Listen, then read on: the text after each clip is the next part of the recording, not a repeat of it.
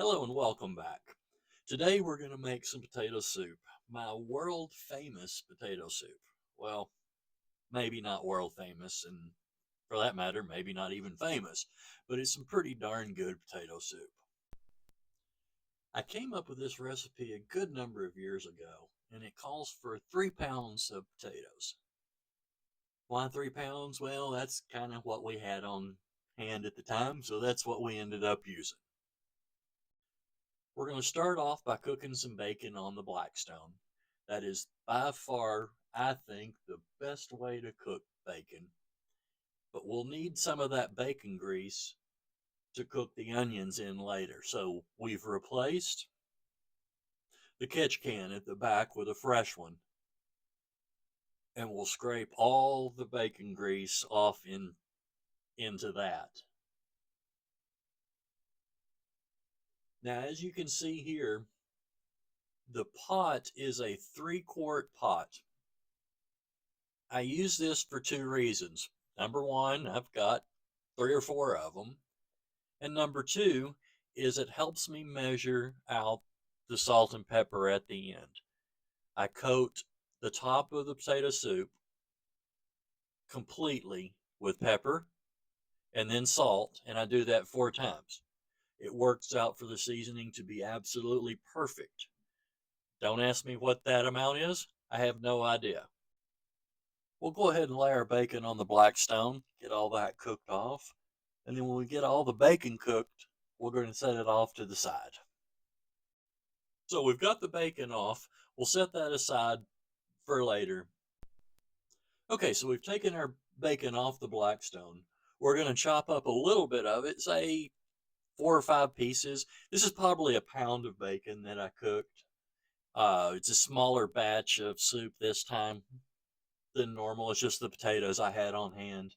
We're probably going to take 4 or 5, maybe 6 pieces and chop them up. This will go into the soup. We'll also chop up the rest of it and put it in a bag and put it in the fridge for later. This is what I like to put on top. I love a bunch of bacon on top of the soup. I think that's just absolutely fantastic with that nice little crunch.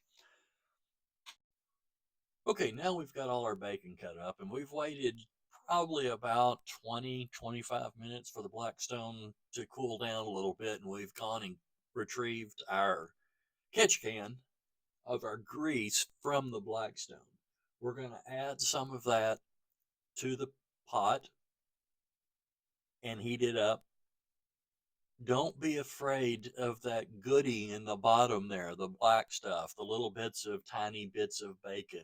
Go ahead and add a little of that in there. All it does is add some great flavor in there. You probably won't use all the grease, um, but enough to coat the pan and coat the onions that we're going to chop up here in just a second pretty well.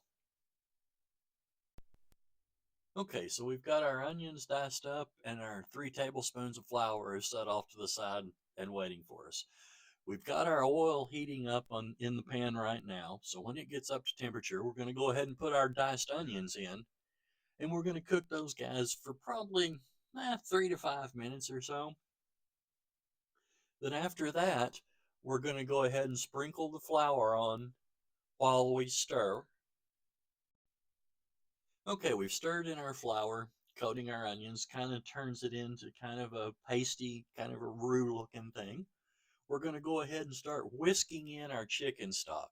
We want to make sure that there's not any clumps, flour and onion all stuck together. Make sure it's all nice and spread out and smooth. We've got all our potatoes diced up.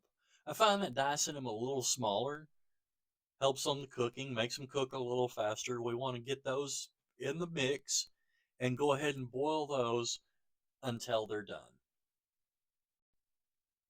Now that the potatoes are done, we're going to take our masher and mash them up.